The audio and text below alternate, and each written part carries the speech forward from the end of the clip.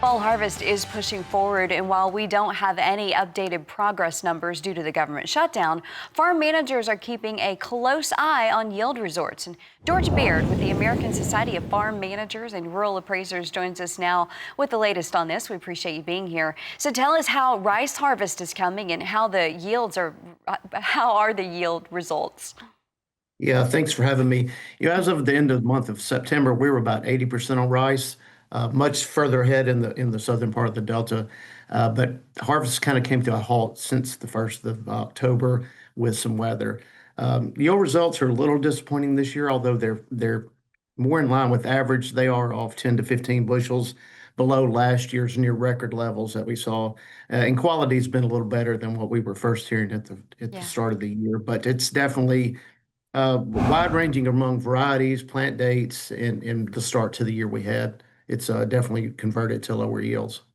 Sounds like a mixed bag for sure. Let's shift to cotton. Earlier this year, you mentioned the cotton crop was looking good. What sort of progress are you seeing, and how are those yields?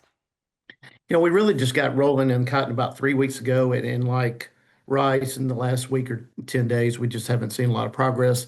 But the next 10 to 15 days looks really good.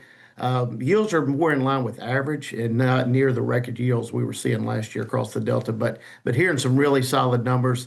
Cotton looks really good. It's just not quite the weight there that we thought it was, not like last year. And we're not seeing the bolls on the plant open top to bottom like we did. The bottom crop is not nearly as there like it was last year. But overall, I'm still very hopeful that crop's going to come out good over the next few weeks. Shifting to 2026, what are your biggest concerns as you look forward? I've had so many conversations with landowners, bankers, and farmers alike in the last few weeks.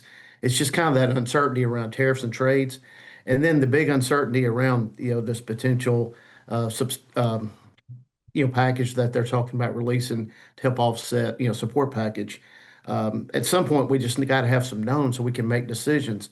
In the Mid-South, we're so dependent on getting a lot of land preparation work done in the fall to offset those wet springs that we often have, that we just need some certainty to make some decisions so we can move forward. And that's not only producers, but landowners, bankers, everybody across the board is just sitting on kind of pins and needles waiting to hear what and if.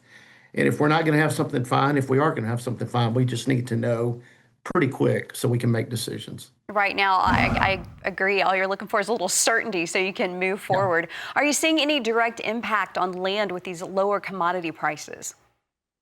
What we're seeing is kind of I'd call it more of a stalemate. There's some property coming up in the market. We're finally seeing a little supply, but buyers are just really looking at it, really putting the numbers to it. And really, how do you forecast what's going to happen over the next 2 or 3 years? How do you build in, rent projections and things like that? So I think we're going to see some offers be made in the next few weeks. They're going to start being a little bit below, sellers' expectations, and ultimately sellers are going to have to make some hard decisions. But I think A quality land is holding pretty good right now, but B and C quality, I think that's where you're going to see, a little price reduction coming and a little softening, but it's still better than what we would have seen, 2, 3, 4 years ago as far as pricing for sellers. So some hard decisions along that line will be made as well. For sure. We certainly appreciate your perspective this morning. George Baird with the American Society of Farm Managers and Rural Appraisers. We appreciate you being with us.